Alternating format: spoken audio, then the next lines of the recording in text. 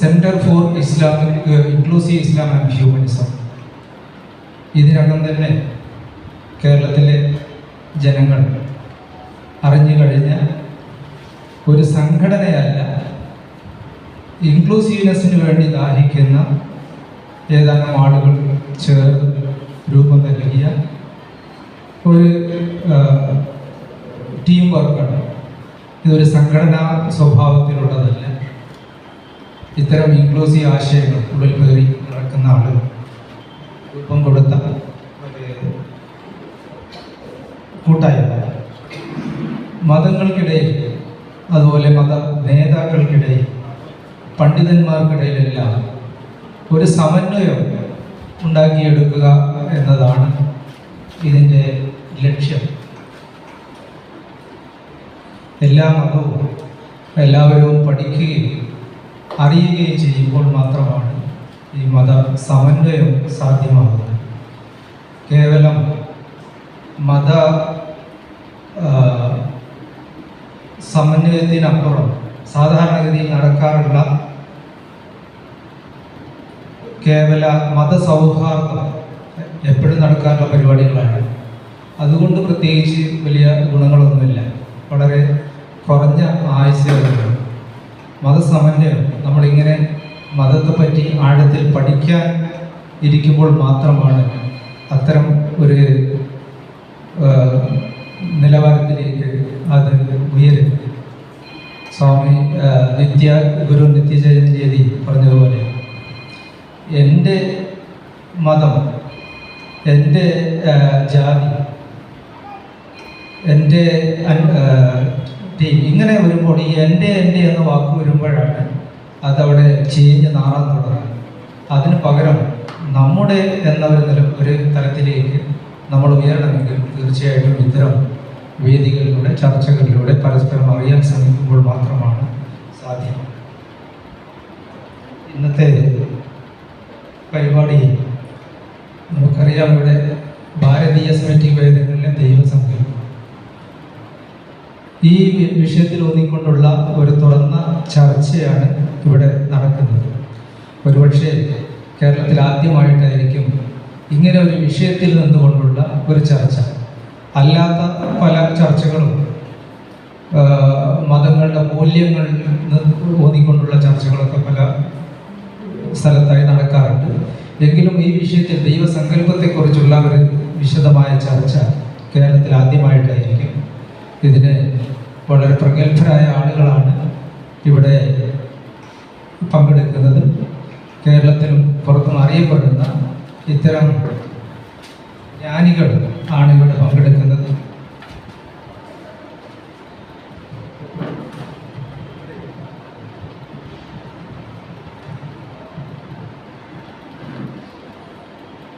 ആദ്യമായി ഞാൻ പരിചയപ്പെടുന്നത് സമസ്തയുടെ നേതാവായ SYSന്റെ സംസ്ഥാന സെക്രട്ടറി, കേരളത്തിന് സുപരിചിതനായ ബഹുമാനപ്പെട്ട നാസർ ഫൈസി കൂടത്തായി, അതുപോലെ ശ്രീമദ് സ്വാമി പ്രബോധന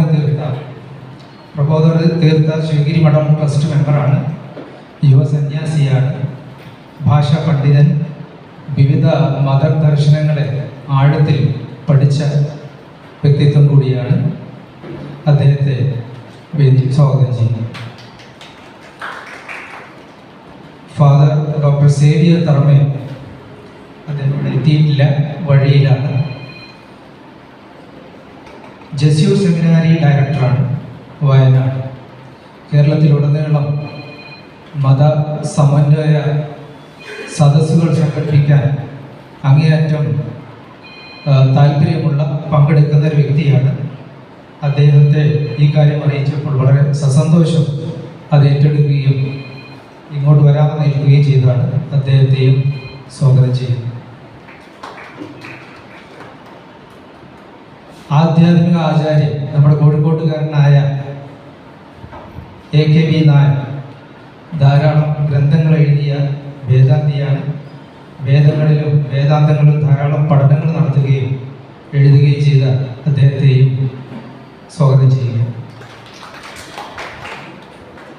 ബഹുമാനപ്പെട്ട ശ്രീ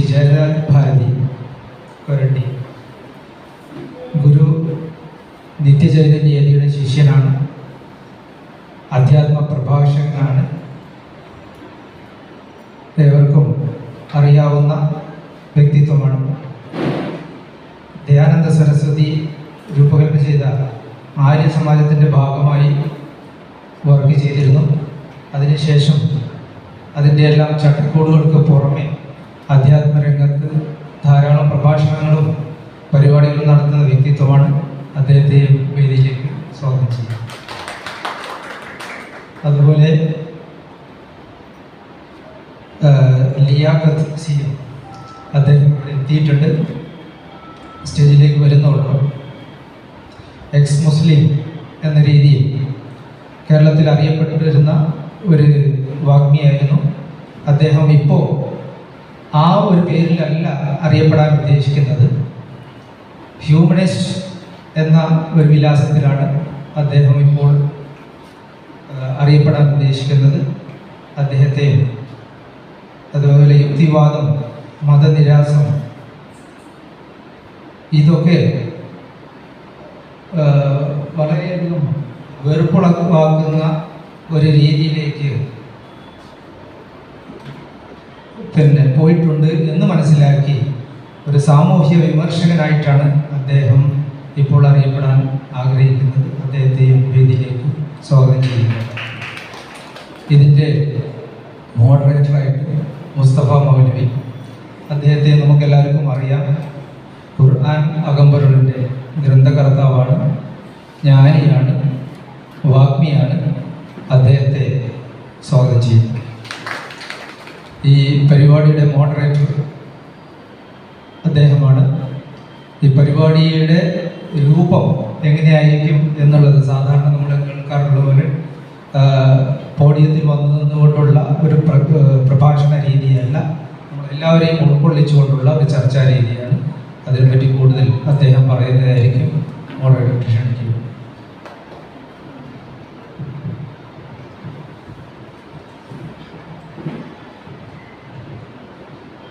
പ്രിയമുള്ളവരെ, ഔപചാരികതകൾ ഒന്നുമില്ലാതെ നമ്മൾ പ്രോഗ്രാമിലേക്ക് പ്രവേശിക്കുകയാണ്. ഭാരതീയ സെമിറ്റിക് വേദങ്ങളിലെ ദൈവസങ്കല്പം ഒരു തുറന്ന ചർച്ച എന്നാണ് ഇതിന് സംഘാടകർ നൽകിയിട്ടുള്ള തലവാചകം. പേരിൽ സൂചിപ്പിക്കുന്നത് പോലെ തന്നെ ഭാരതീയവും സെമിറ്റിക്കും നോൺ സെമിറ്റിക്കുമായ വേദങ്ങളിൽ ദൈവത്തെ ആവിഷ്കരിക്കുന്നത് എങ്ങനെയാണ് ദൈവത്തെ പരിചയപ്പെടുത്തുന്നത്? ഇത് ഒരുപക്ഷെ ഇത്തരത്തിലുള്ള ഒരു പൊതുവേദിയിൽ ചർച്ച ചെയ്യപ്പെടുന്നത് ആദ്യമായിട്ടായിരിക്കും എന്ന് ഞാൻ വിചാരിക്കുന്നു. സംഘാടകർ അവകാശപ്പെടുന്നത് പോലെ മതങ്ങളുടെ മറ്റു പല കാര്യങ്ങളും ചർച്ച ചെയ്യാറുണ്ടെങ്കിലും ദൈവസങ്കല്പത്തെ വല്ലാതെ ചർച്ചയ്ക്ക് വിധേയമാക്കാറില്ല. യഥാർത്ഥത്തിൽ ഇതാണ് അടിസ്ഥാനപരമായ വിഷയം. ഈ പ്രപഞ്ചത്തിൻ്റെ ഏകനായ സൃഷ്ടാവിനെ വ്യത്യസ്തങ്ങളായ രൂപഭാവങ്ങളിൽ ആവിഷ്കരിക്കുന്നത് ഭേദങ്ങളാണ് എന്ന് തെറ്റിദ്ധരിച്ചാണ് പലപ്പോഴും സംഘർഷങ്ങളും കലാപങ്ങളും അകൽച്ചകളും ശാസ്ത്രവും ഒക്കെ ഉണ്ടാകുന്നത്. അത് അങ്ങനെയല്ല. ഇവിടെ ജ്ഞാനികളായിട്ടുള്ള ആളുകൾ ഇരിക്കുന്നുണ്ട്. നാസർ ഫൈസിയും പ്രബോധ തീർത്ഥസ്വാമി, AKB നായർ, ജയരാജ് ഭാരതി, അതുപോലെ സേവ്യർ അച്ഛൻ വരാനിരിക്കുന്നു.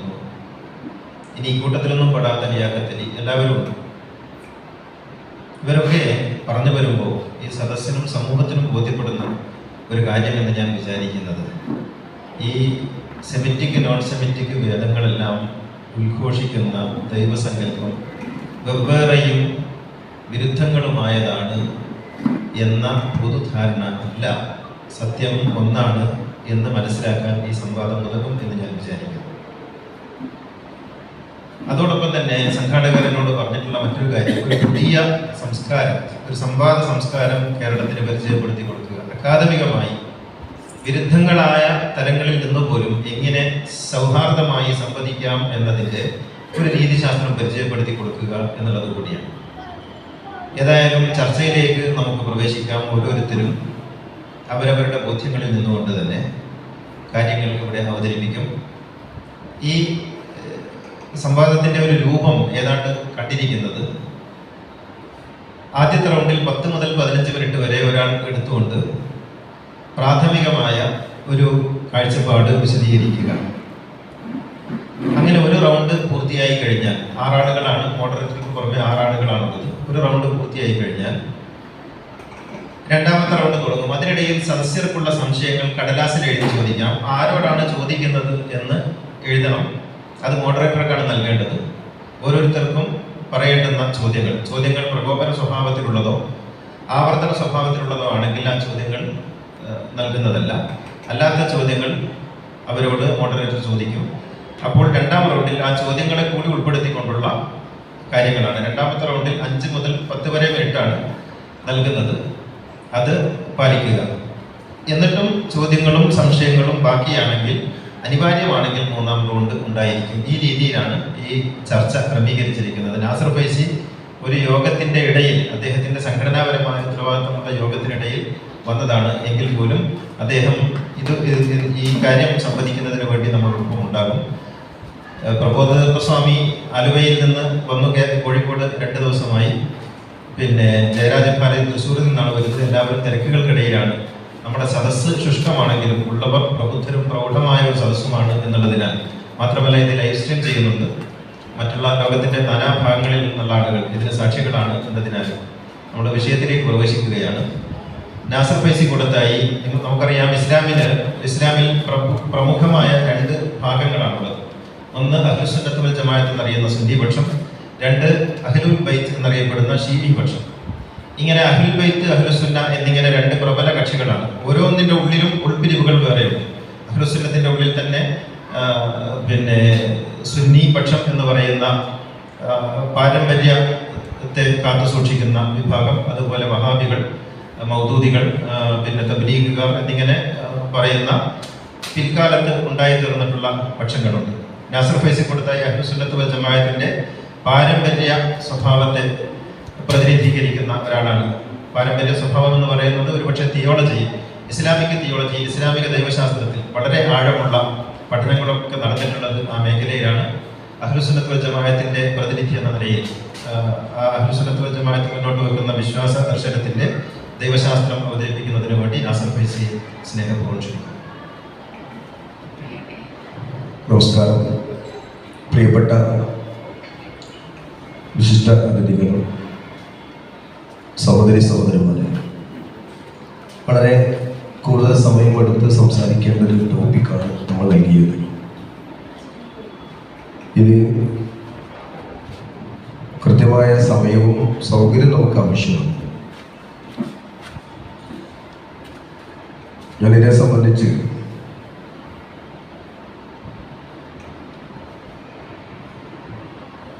നേരത്തെ ഇവിടെ മോഡറേറ്റർ പറഞ്ഞതുപോലെ സംസ്ഥയുടെ ഒരു മീറ്റിങ്ങിനിടയിൽ നിന്നാണ് ഞാൻ വന്നത്. അവിടെ തരപ്പെട്ട തിരിച്ചു പോകേണ്ടതുണ്ട്. ഞാൻ വിഷയം അവതരിപ്പിച്ച് ഞാൻ യാത്ര ചോദിക്കും. കുറഞ്ഞ ഭാഗം മാത്രം പരാമർശിക്കപ്പെടേണ്ടതുള്ളൂ. തൗഹീദ് അഥവാ ഏകദൈവ വിശ്വാസം. മതങ്ങളൊക്കെ നൽകുന്ന ഒരു സന്ദേശം ഏകദൈവ വിശ്വാസമാണ്. മനുഷ്യരുടെ സങ്കല്പങ്ങൾക്കനുസരിച്ച് കൊണ്ടത് ബഹുത്വത്തിലേക്കും ബഹുസ്വര സമൂഹത്തിൽ പ്രത്യേകിച്ച് അത് വിഭജനത്തിലേക്കും പോകുന്നത് ഏകദൈവ വിശ്വാസം എന്ന അടിസ്ഥാന തത്വത്തിൽ നിന്നുകൊണ്ടാണ്. ഇസ്ലാം മതമാണെങ്കിൽ അതിൻ്റെ ഏകദൈവത്വത്തെ ഉദ്ഘോഷിക്കുന്ന വലിയൊരു തലമാണ്. മതമുള്ളവരുടെ സംവാദവും മതമില്ലാത്തവരുടെ സംവാദവും അത് വലിയ വലിയ ചർച്ചകളിലേക്ക് പോകും. മതരാഹിത്യത്തിലേക്കോ ഈ എത്തിസത്തിലേക്കൊക്കെ പോകുമ്പോൾ ആ നിലയിൽ വേറെ ചർച്ച പോകും. ഒരു സൗഹൃദമായ ഒരു സംഭാഷണമാണെന്നാണ് ഞാനിത് മനസ്സിലാക്കുന്നത്. അടിസ്ഥാനത്തിൽ നമ്മളിതിനെ കാണുമ്പോൾ ഖുർആന്റെ വളരെ ഖണ്ഡിതമായ തീരുമാനം ഏകദൈവ വിശ്വാസം എന്നത് ദൈവം ഒരുവനാണ് എന്ന സങ്കല്പമാണ്.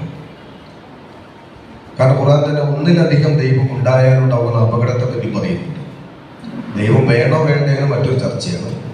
ദൈവം ഉണ്ടെങ്കിൽ അത് ഒന്നിലധികം ഉണ്ടാകുമ്പോഴുള്ള അതിൻ്റെ അപകടത്തെ പറ്റി ഖുർആൻ പറയുന്നത്, ഒന്നിലധികം ദൈവങ്ങൾ ഉണ്ടായാൽ പരസ്പരം അവർ തമ്മിൽ ധാരണ പിശകുണ്ടാവുക വഴി ലോകം ഫസാദിലേക്ക്, നാശത്തിലേക്ക് പോകും.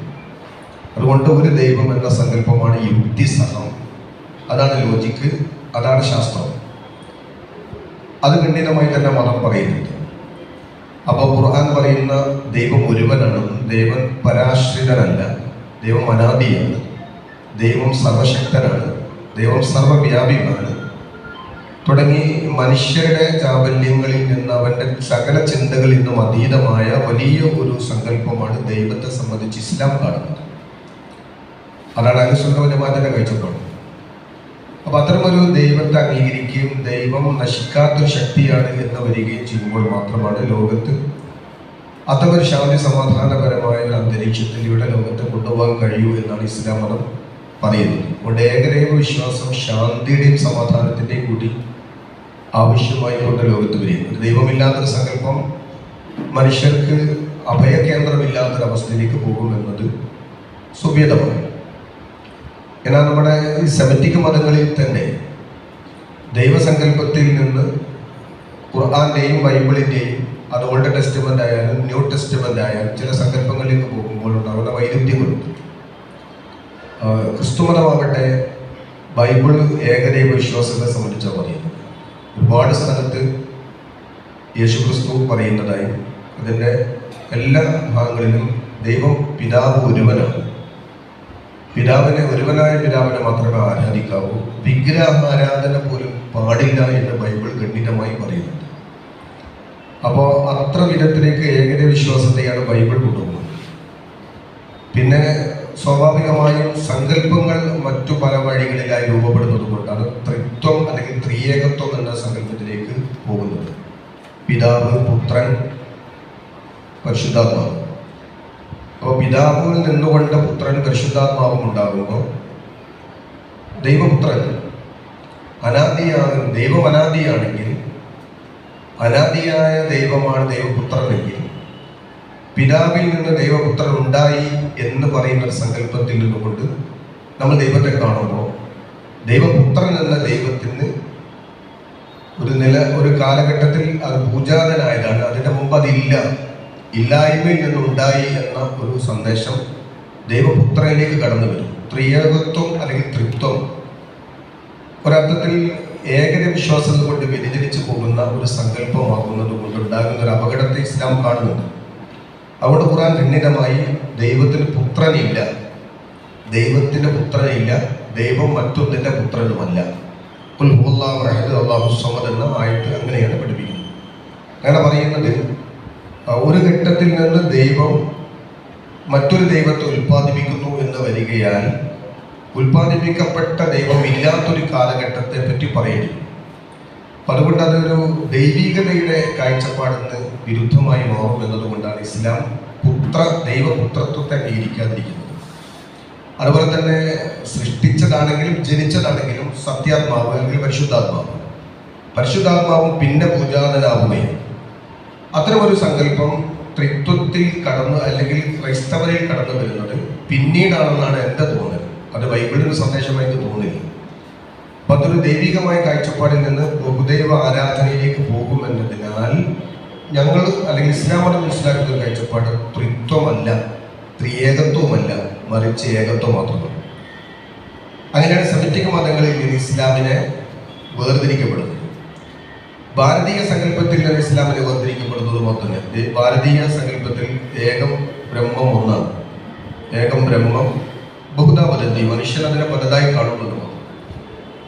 അപ്പൊ ഭാരതീയ സങ്കല്പത്തിൽ ഒരുപാട് ദൈവങ്ങൾ പിന്നെ എങ്ങനെ വന്നു എന്നത് ചർച്ച ചെയ്യപ്പെടേണ്ട കാര്യമാണ്. ത്രിമൂർത്തികളായിരുന്നാലും അതിൻ്റെ ഒക്കെ മൂർത്തിഭാവം ഏകദൈവത്വമാണ്. അതാണ് ഋഗ്വേദവും ഉപവേദവും എല്ലാ ഉപനിഷത്തുകളും പറയുന്നത് ഏകദൈവം, ദൈവം ഒന്നാണ്. പക്ഷെ പിന്നെ അതിനെ പലതായി കൊണ്ട് കാണുകയാൽ ഉണ്ടാകുന്നത് ഇതാണ്. ഇപ്പൊ മാനസ്യം, കൗർമ്മം, ഭാരകം, നരസിംഹം, ശ്രീകൃഷ്ണൻ, ശ്രീരാമൻ, പരശുരാമൻ തുടങ്ങിയ സങ്കല്പത്തിലേക്കൊക്കെ പോകുമ്പോൾ അതൊക്കെ ദൈവത്തിന്റെ പ്രതിപുരുഷന്മാരോ അവതാരങ്ങളോ ആണ്. ഈ അവതാരങ്ങൾ ദൈവികത കാണണമെന്ന് ഇസ്ലാം അനുവദിക്കുന്നില്ല. പ്രവാചകന്മാരും അവതാരങ്ങളും തമ്മിലൊരു വ്യത്യാസമുണ്ടാകും. ഇസ്ലാം ഒരു അവതാരത്തെ ഖണ്ഡിക്കുന്നില്ല. അവതാരം ദൈവികമാവരുത് എന്ന ഇസ്ലാമിന്റെ കാഴ്ചപ്പാടും ദൈവത്തിന്റെ കാഴ്ചപ്പാടും ലോകത്തേക്ക് വിച്ഛേദിക്കാൻ, സന്നിവേശിപ്പിക്കാൻ ദൈവദൂതന്മാരെ അയക്കുമ്പോൾ അതാണ് പ്രവാചകന്മാർ. ആദം മുതലോ അതിന്റെ നൂഹ് മുതലോ ആരംഭിച്ച് പ്രവാചകൻ തിരുനബി സല്ലല്ലാഹു അലൈഹി വസല്ലം വരെ നിൽക്കുന്ന ലക്ഷക്കണക്കിന് പ്രവാചകന്മാരുടെ ഒരു ശൃംഖല ഇസ്ലാം നൽകുന്ന ഒരു ആശയം, സമ്പൂർണമായും പ്രവാചകന്മാർ മനുഷ്യരാണ്, സൃഷ്ടികളാണ് എന്ന്. അത് തിരുനബി തന്നെ വ്യക്തമായി പറയുന്നു, ഞാൻ നിങ്ങളെ പോലൊരു മനുഷ്യനാണ്, എന്നിൽ ദൈവികത്വമില്ല, എന്നിൽ നിങ്ങൾ ദിവ്യത്വം കൽപ്പിക്കരുത്. പണ്ട് പ്രവാചകന്മാർ മനുഷ്യരാണ്, അവർ ദൈവത്തിന്റെ ദൂതന്മാർ. എന്നാൽ നമ്മുടെ ലോകത്ത് ഖുർആൻ പറയുന്നുണ്ട്, എല്ലാ സമൂഹത്തിലും പ്രവാചകന്മാരുണ്ട്. ഒരു സമൂഹത്തിൽ ഒരു പ്രവാചകനും ഇല്ലാതെ ഒരു സമൂഹം കഴിഞ്ഞു പോയിട്ടില്ല. അങ്ങനെ നമ്മുടെ ഭാരതീയ സംസ്കാരം സംസ്കാരമാണ്.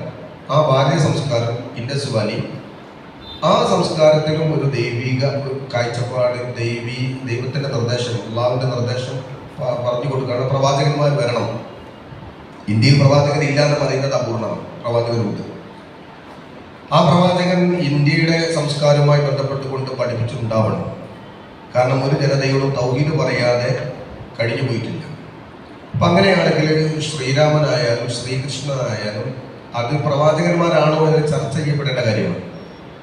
പക്ഷേ മത്സ്യവും മുതൽ പരശുരാമൻ വരെ അല്ലെങ്കിൽ ബലരാമൻ വരെ 10 അല്ലെങ്കിൽ കൽക്കി അവതരിച്ചോ കഴിഞ്ഞോ എന്നത് പറയപ്പെടേണ്ട കാര്യമാണ്.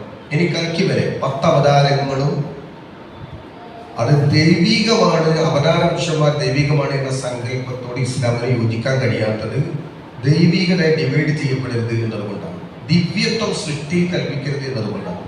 അല്ലാതെ അവതാര പുരുഷന്മാർ പ്രവാചകന്മാർ അവതാര പുരുഷന്മാരാണോ എന്ന സങ്കല്പത്തോടൊന്നും ഇസ്ലാമിന് വിമുഖതയില്ല. കാരണം ഏകന വിശ്വാസത്തിലേക്ക് കൊണ്ടുവന്നിട്ടുണ്ടാവാം. അത് ശ്രീരാമനായാലും ശ്രീകൃഷ്ണനായാലും മത്സ്യം കോർമ്മമാണെങ്കിൽ പോലും അവരൊക്കെ ഒരു പക്ഷേ ഇസ്ലാമിക കാഴ്ചപ്പാടുകളുടെ പ്രബോധനം നിർവഹിച്ചിട്ടുണ്ടാവാം, ഇല്ലാതിരിക്കാം. അതുകൊണ്ട് അവരെ തള്ളാതെ, എന്നാൽ അത് അപ്പടി ദൈവികമായ സങ്കല്പത്തിൽ നിന്നുകൊണ്ട് അവരെ ഉൾക്കൊള്ളാൻ കഴിയില്ല എന്നല്ലാതെ തള്ളാൻ വേണ്ടി ശ്രമണം പറയുന്നില്ല. കാരണം യഥായി ധർമ്മസ്യ ഗ്ലാനിഭവതി ഭാരത വിദ്യാനമധർമ്മസ്യ തുടങ്ങിയ ഗീതോപദേശം ഓരോ കാലഘട്ടം കഴിയും തോറും മനുഷ്യൻ ക്ഷയിച്ച് മനുഷ്യൻ അധർമ്മം ഉണ്ടാകുമ്പോൾ ധർമ്മത്തെ സംസ്ഥാപിക്കാൻ വേണ്ടി അവതാരം വരും എന്ന് പറയുന്ന ശ്രീകൃഷ്ണന്റെ അവതാരം, വിഷ്ണുവിന്റെ അവതാരമായി ശ്രീകൃഷ്ണൻ അവതരിപ്പിക്കുകയും രാമന് പോലെ തന്നെയാണ് പറയുന്നത്.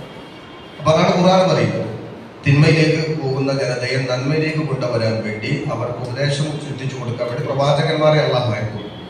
ഈ അവരുടെ ഡ്യൂട്ടിയിൽ ഒരു ഏകീകരണമുണ്ട്. അവതാര പുരുഷന്മാരിലും പ്രവാചകന്മാരിലും ഡ്യൂട്ടിയിൽ ഒരു ഏകീകരണമുണ്ട്. നന്മയിലേക്ക് പഠിപ്പിക്കലാണ്, സംസ്ഥാപനമാണ്. അധർമ്മത്തിന്റെ ഉച്ചാടനം, ധർമ്മത്തിന്റെ സംസ്ഥാപനം. അതാണ് പ്രവാചകന്മാർ, അതാണ് അവതാര പുരുഷന്മാർ. പക്ഷെ അതിലുള്ള ഒരു വ്യത്യാസം, അവതാര പുരുഷന്മാരിൽ ദൈവികത്വം കൽപ്പിക്കുന്നതിനോട് ഇസ്ലാമിന് യോജിക്കാൻ കഴിയില്ല എന്നല്ലാതെ അവരുടെ പ്രബോധന ധാർമ്മിക സംസ്ഥാപനത്തെ ഇസ്ലാം എതിർക്കുന്നില്ല. അതുകൊണ്ട് ഇവിടെ ഞാൻ പറഞ്ഞു വന്ന സെമിറ്റിക് മതങ്ങളിലെ ദൈവസങ്കല്പമായാലും ഭാരതീയ സംസ്കാരത്തിലെ ഭാരതീയ ദൈവങ്ങളായ ദൈവസങ്കല്പങ്ങളായാലും ക്ലാഷ് ഉണ്ടാവേണ്ട കാര്യമില്ല. നമ്മുടെ ഓരോരുത്തരുടെ വിശ്വാസമുള്ള സങ്കല്പം അതനുസരിച്ച് കൊണ്ട് ആരാധിച്ചാൽ മതി. അതാണ് സത്യം എന്ന് പറയാനുള്ള സ്വാതന്ത്ര്യം അവർക്കുണ്ട്. പക്ഷെ സംഘർഷത്തിന് ഒരു നിർവാഹമില്ല. ദൈവിക സങ്കല്പത്തിൽ എന്തിന് സംഘർഷത്തിലേക്ക് പോകണം? അപ്പൊ സംഘർഷത്തിലേക്ക് ഹൈദരാബാദിൽ എന്ത് സംഘർഷമാണുള്ളത്? ഹൈദരാബാദിൽ നമ്മൾ വിശദീകരിക്കില്ല, ഞാൻ ആ ഭാഗത്തെ പോകേണ്ട കാര്യമില്ല, ഞാനല്ല അതിൻ്റെ ആളല്ല. അദ്വൈതവാദം, ശ്രീ ശങ്കരാചാര്യർ പറയുന്ന അദ്വൈതവാദം രണ്ടില്ല, ഒന്നേ ഉള്ളൂ, ദ്വൈതവാദം. അദ്വൈതവാദവും ഹൈന്ദവതയാണ്, ദ്വൈതവാദവും ഹൈന്ദവതയാണ്, ദൈവനിഷേധവും ഹൈന്ദവതയാണ്. എന്താണ് ഹൈന്ദവയിൽ തർക്കമില്ല. ഒരു ഹൈന്ദവ പ്ലാറ്റ്ഫോമിൽ ഏകീകരിക്കാൻ അവർക്ക് സാധിക്കുന്നുണ്ട്. അതുപോലെ തന്നെ ഹൈന്ദവതയുടെ കാഴ്ചപ്പാട് പ്രകാരം പിന്നെ തൂണിലും തുരുമ്പിലും യാതൊന്ന് കാണുന്നതും നാരായണ പ്രതിമ, യാതൊന്ന് കേൾക്കുന്നതും നാരായണ ശ്രുതിമ, ആ ഒരു സങ്കല്പം എന്ന് പറയുന്നത്. അതുപോലെ തന്നെ ശ്രീനാരായണ ഗുരു, അവരുടെയൊക്കെ കാഴ്ചപ്പാടുകൾ വ്യത്യസ്തമാണെങ്കിൽ പോലും ഒരു ശക്തി നമ്മെ നിയന്ത്രിക്കുന്നു എന്നതിൽ നിന്ന് ഹൈന്ദവത എത്തുമ്പോൾ അതൊരു മതപരമായ ഒരു പ്രൊട്ടക്ഷൻ, ദൈവികമായ പ്രൊട്ടക്ഷൻ. അപ്പോൾ ഓരോരുത്തരുടെ കാഴ്ചപ്പാടുകൾ വ്യത്യസ്തമാണെങ്കിലും ദൈവം ഒന്നാണ്. പല രൂപത്തിൽ മനുഷ്യൻ അത് കണ്ടാലും ദൈവം ഒന്നാണ്. ഒരു ഇലാഹയുള്ളൂ, ഒരു ദൈവമേ, ഒരു പടച്ചോനേ ഉള്ളൂ. അതിനെ വ്യത്യസ്തമായി ജനങ്ങൾ കാണുകയും അതിൽ വ്യത്യസ്തതയെ നമ്മൾ അംഗീകരിച്ചാൽ അത് നമ്മുടെ വൈജാത്യങ്ങളുടെയും വ്യതിരക്തതയുടെയും ഒക്കെ ഉള്ള ഒരു നിറച്ചാർത്തുണ്ട് നമ്മുടെ പ്രത്യേകിച്ച് നമ്മുടെ ഭാരതീയ സംസ്കാരത്തിൽ ബഹുസ്വരതയും. ഇവിടെ നമ്മൾ നിലകൊള്ളുമ്പോൾ നമുക്കൊരു ആ വ്യത്യസ്തത അംഗീകരിക്കാൻ നമുക്ക് സാധിച്ചാൽ സംഘർഷത്തിന് ഒരു ഉപാധിയുമില്ല. അതുകൊണ്ട് തന്നെ ഏകദൈവ വിശ്വാസം ഇസ്ലാം മതം നൽകുന്നത് ബഹുദൈവ വിശ്വാസികളാകുന്നവരോട് സംഘർഷത്തിലേക്ക് പോകണമെന്നല്ല. അതാ ഏകദൈവ വിശ്വാസം അടിസ്ഥാനപരമായി നിലകൊണ്ട് അതിലേക്ക് ക്ഷണിക്കുമ്പോഴും ബഹുദൈവ വിശ്വാസം അവർക്കുണ്ടാവുന്നില്ല. ഞാൻ മനസ്സിലാക്കുന്നത് മറ്റു മതവിശ്വാസികളുടെയും ബഹുദൈവ വിശ്വാസമല്ല, അവർക്കും ഏകദൈവ വിശ്വാസമാണ്. ആരാധനാ രീതിയിൽ ഉണ്ടാകുന്ന ബഹുത്വമല്ല, അത് അവരുടെയും ഏകദൈവ വിശ്വാസം. അപ്പൊ ഏകദൈവത്വമാണ് ഒരർത്ഥത്തിൽ ശാസ്ത്രീയത. അപ്പൊ ദൈവം ഉണ്ടെന്ന് അംഗീകരിക്കുന്ന മുഴുവൻ സമൂഹവും ഏകദൈവത്തിലേക്ക് പോവുകയും ദൈവമില്ലെന്ന് അറിയുന്നവരോട് സൗഹൃദപരമായി സംവാദം നടത്തുകയും ചെയ്യുക എന്നതാണ് പൊതുവായി നമുക്ക് യോജിക്കാവുന്നത്. അപ്പൊ ഈ നിലക്ക് ഫാദറിനോടായാലും സ്വാമിയോടായാലും എനിക്ക് വിയോജിപ്പില്ല. അവർക്ക് എന്നോടും ഉണ്ടാവേണ്ട കാര്യമില്ല. നമ്മൾ ഒന്നാണ്. ദൈവം വേണോ? ദൈവം വേണം. ഏകദൈവമായിരിക്കും, ഒരു ദൈവമായിരിക്കും. സങ്കല്പങ്ങളും ആരാധന കർമ്മങ്ങളും വ്യത്യസ്തമായി അത് നിർവചിക്കപ്പെടണം. പക്ഷെ ദൈവമില്ലെന്ന് പറയുന്ന ഏകത്വത്തിലൂടെ മാത്രമേ നമുക്ക് സംവാദമുള്ളൂ. അത് മാന്യമായി നമ്മൾ സംവദിച്ചാലും പ്രശ്നമില്ല. കാരണം ഒരു കാര്യത്തെ ഞാൻ ഇവിടുന്ന് പോകുമ്പോൾ സർവീസ് പറഞ്ഞൊക്കെ പോയി, ഞങ്ങൾ പറഞ്ഞത് ഒരു കേട്ടില്ല. ഞാനൊരു ഇതിൻ്റെ മുമ്പിൽ വെച്ചുകൊണ്ട് തന്നെ പറഞ്ഞോളുന്നില്ല. ഞാൻ സാധാരണ ശ്രദ്ധിക്കാറുള്ള ആളുകളാണ്, പ്രത്യേകിച്ച് ഈ ഏകത്വത്തിനെയൊക്കെ ശ്രദ്ധിക്കുന്ന ആളാണ്. നമ്മൾ പറയാവുന്ന ആളെ ഒരുപാട് ഭാഗത്ത് കേൾക്കാറുണ്ട്. ഞാൻ കേൾക്കാതെ പോകുന്ന ആളൊന്നല്ല, കേൾക്കുന്നവരാണ് നമ്മളൊക്കെ. ഇതിൽ നമ്മൾ ഒരു കാര്യത്തിൽ എനിക്കൊരു ഭാഗം മാത്രമേ ഇതിൽ പറയേണ്ടതുള്ളൂ. ദൈവം വേണമെന്ന് പറയുന്നവർ നാളെ പരലോകത്തെ ജീവിതം രക്ഷപ്പെടാൻ വേണ്ടിയിരുന്നില്ലേ ദൈവത്തെ കാണുന്നത്? ഒരു ശക്തി എന്നെ നിയന്ത്രിക്കുമെന്ന് എന്നെ കാണുന്നുണ്ട്. ആ ശക്തിയുടെ ഒരു കീഴ്പ്പെട്ട് ജീവിക്കുന്ന ഒരു ഇടയാളനാണ് ഞാൻ എന്ന ബോധം ഉണ്ടാകുമ്പോഴാണ് ഒരു ധാർമ്മികതയെ കെട്ടിപ്പടുക്കാൻ സാധിക്കുക. ചോദിക്കാനും പറയാനും മാറില്ല എന്ന് പറയുമ്പോൾ ഉണ്ടാകുന്നത് അത് താന്തോന്നിന്റെ ജീവിതമാണ്. ഇനി യുക്തിവാദി ധാർമ്മികവാദിയായി മാറിയാലും ധർമ്മം ഉണ്ടായാലും നിരർത്ഥകമാണ്. ദൈവമില്ലാത്ത യുക്തിവാദി, ഈശ്വര വിശ്വാസമില്ലാത്ത ആള് മാനവികതയെ വിഭൂഷിച്ചാൽ, ധാർമ്മികതയെ പഠിപ്പിച്ചാൽ നിരർത്ഥകമായ വാദമാണ്. കാരണം ഇതിന് നിയന്ത്രിതാവില്ലാത്ത കാലത്തോളം തൻ്റെ നിലപാട് എന്താണ്? അതുകൊണ്ട് നിരീശ്വരത്വത്തെയാണ് അപകടകരമായി നമ്മൾ കാണുന്നത്. അവിടെ നമ്മൾ ചിന്തിക്കേണ്ട പ്രധാനപ്പെട്ട ഒരു കാര്യം, നമ്മൾ ഉൾക്കൊള്ളുന്ന ഒരു സമൂഹത്തിൽ ദൈവം നമ്മളെ നിയന്ത്രിക്കുന്നു എന്ന് വരുമ്പോൾ മാത്രമാണ് രക്ഷക്ക് ഫലം ചെയ്യുന്നതിന് ഫലവും ഗുണവും തിന്മ ചെയ്യുന്ന ശിക്ഷയും കൊടുക്കാൻ സാധിക്കുക നമുക്കേക്കാൾ കഴിവുള്ളൊരു ശക്തിക്കാണ്. ആ ശക്തിക്ക് വിധേയപ്പെട്ടുകൊണ്ടാകുമ്പോൾ മാത്രമേ ധർമ്മത്തിന് സംസ്ഥാപനം ഉണ്ടാവും, ധാർമ്മിക ചുറ്റുപാടുണ്ടാവും. അതിലപ്പുറത്തുണ്ടാകുന്ന ഒരു സങ്കല്പം അരക്ഷിതാവസ്ഥ. പറയാൻ എളുപ്പമാണ്, പറഞ്ഞു പോകാൻ എളുപ്പമാണ്, പക്ഷേ സമൂഹത്തെ പ്രതിഫലിപ്പിക്കുക സാധ്യമല്ല. ഒന്ന്, ദൈവത്തിന്റെ ചരടിൽ നമ്മൾ കോർത്തെടുക്കപ്പെടുന്നു മതവിശ്വാസം. ദൈവമില്ലെന്ന് പറയുന്നവർ പലതായ ചരടുകളിൽ പലതായി ചിന്തി ഭിന്നിച്ചു പോകുന്നു. അവർക്കൊരു കൂട്ടായ്മ ഉണ്ടാവില്ല, അവർക്കൊരു ഒത്തൊരുമ ഉണ്ടാവില്ല. ദൈവമില്ലെന്ന് പറയുന്നവർ ഇല്ലെന്നതിൽ ഒരു വാദമുണ്ടെന്നല്ലാതെ അവരൊരു ചിന്തയിലും അവർക്കൊരു ഏകീകരണമില്ല. അതുകൊണ്ട് ചിതറിയ കുറേ സങ്കല്പങ്ങൾ മാത്രമാണ് ദൈവനിഷേധി. ചിതറിയ കുറെ ചിന്തകൾ, ഒന്നും കാണാത്ത ഒരു ഫലവും നൽകാത്ത ഒരു ചിന്ത മാത്രമാണ് ദൈവനിഷേധി. ദൈവ സംസ്ഥാപിയും ദൈവവിശ്വാസിയുമാണ് അവർക്കൊരു ഏകീകൃത രീതി ഉണ്ടാകുന്നത്. അപ്പൊ നമ്മൾ ഒന്നെത്തുന്നത് ദൈവം വേണോ വേണ്ട എന്ന സങ്കല്പത്തിലേക്ക്. അത് മറ്റൊരു പാർട്ടാണ്. വേണമെന്നത് യുക്തിസഹമാണ്. രാജ്യത്തിന്റെ ലോകത്തിന്റെ ഭദ്രതക്കും ജീവിതം, ഇന്നത്തെ ജീവിതത്തിന്റെ അർത്ഥം എന്തെന്ന് കണ്ടെത്തുന്നതിനും ദൈവം ആവശ്യം. ദൈവത്തിൽ നിന്നുകൊണ്ട് തന്നെ സെമിറ്റിക് മതങ്ങൾ നൽകുന്ന സങ്കല്പം ഏകന വിശ്വാസമാണ് ഇസ്ലാം നൽകുന്നത്, ഏകന വിശ്വാസമാണ് ബൈബിൾ നൽകുന്നത്, അതുപോലെ ഓൾഡ് ടെസ്റ്റ്മെന്റും നൽകുന്നതും തൗറാത്തും ഇഞ്ചിലും അതൊക്കെ തന്നെയാണ്. അതിൽ നിന്ന് ത്രിത്വത്തിലേക്ക് പോയത് ഒരർത്ഥത്തിൽ ഉണ്ടാകുന്നത് വ്യതിചലനമായി കൊണ്ട് നമുക്ക് സങ്കല്പിക്കാം. ഞാൻ വിശദമായി പറയുന്നില്ല. ത്രിത്വം എങ്ങനെ ഏകത്വത്തോട് ബന്ധിപ്പിക്കാമെന്ന് അച്ഛൻ വിശദീകരിച്ച് തരുമെന്ന് ഞാൻ പ്രതീക്ഷിക്കുന്നു. പിന്നെ ഭാരതീയ സംസ്കാരത്തിലേക്ക് വരുമ്പോൾ ദൈവം ഒന്നാണെന്ന് സങ്കല്പിക്കുമ്പോൾ ദൈവം അവതരിപ്പിക്കപ്പെട്ട മനുഷ്യരിൽ ദൈവികത്തെ കൽപ്പിക്കുമ്പോഴുണ്ടാകുന്ന ബുദ്ധിമുട്ടി ഇസ്ലാമിക കാഴ്ചപ്പാട് ഞാൻ പറഞ്ഞു. അതിന് ശാസ്ത്രീയ കാഴ്ചപ്പാടുണ്ടെങ്കിൽ സ്വാമി പറയുമെന്നും ഞാൻ മനസ്സിലാക്കിയാണ്.